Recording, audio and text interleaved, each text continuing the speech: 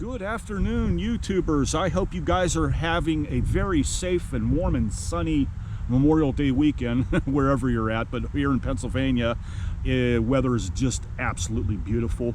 Guys, I'm super psyched about this new series. As you can see by the title, I'm going to talk about World War I. Guys, this has always been one of my favorite wars to research and discuss and critique. As many of you know, especially if you went to schools here in Beaver County, we didn't learn a lot about World War I. In addition to the other wars, we know a lot about World War II, we know a lot about Vietnam, and even in the recent, Iraq and Afghanistan and things of that nature. And to be perfectly honest with you, I actually have met a lot of people that don't even know much about those wars.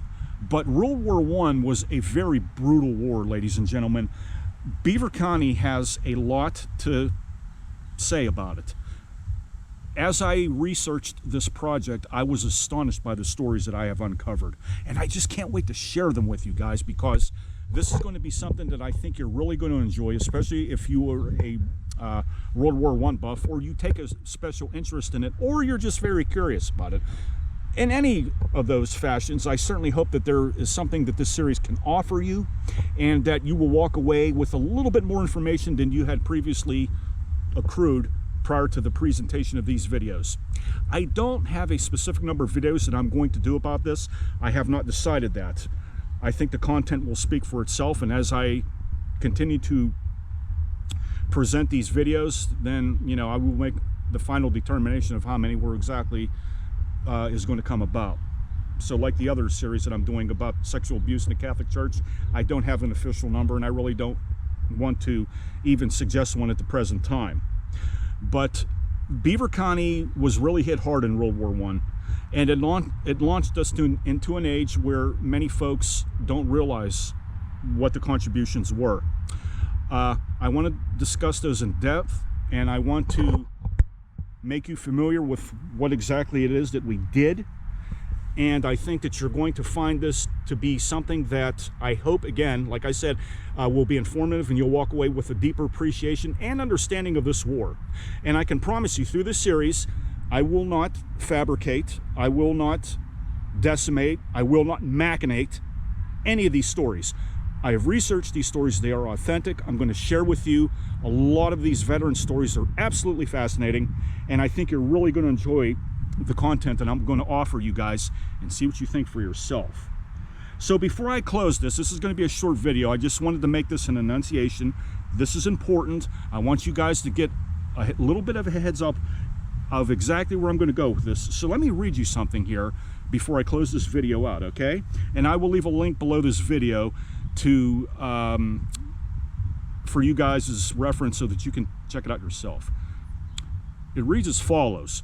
Beaver County industry and life were booming as the country became involved in World War I. Once again, we were well represented as Beaver Falls native Colonel Joseph Thompson. I actually did an article about this guy a few years back. He was awarded the Medal of Honor for his heroism. As the war drew to a close, the first cases of the deadly Spanish flu epidemic swept through the country and the county. Now, for those of you who live in Monaca, if you go to the Potter's Field back there in Union Cemetery, there's a lot of 1918 flu people there. During this time, our industries were firmly established, and the population was rapidly increasing, making even greater demands on infrastructure. Roads were built as the automobile became more abundant and affordable. Electric trolley cars were introduced, only to be replaced by buses and cabs. Airplane travel became more common. A new dam was built on the Ohio River, and life in general was much better than it had ever been. That is until the Great Depression hit and plunged many families into poverty.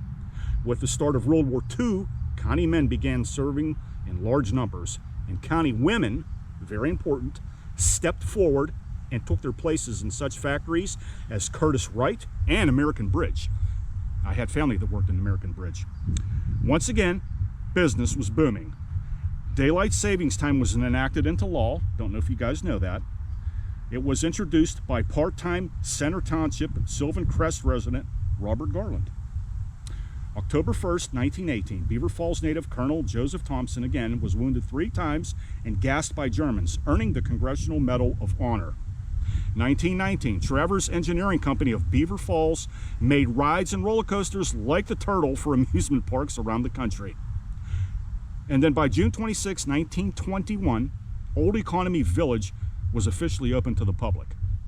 So guys, this is some of the things that we're going to be talking about, especially when it comes to World War I. I really hope you enjoy the series and you find it very enlightening and informative. I would love to know some of your stories about World War I, some of the family members that you may have had that have served.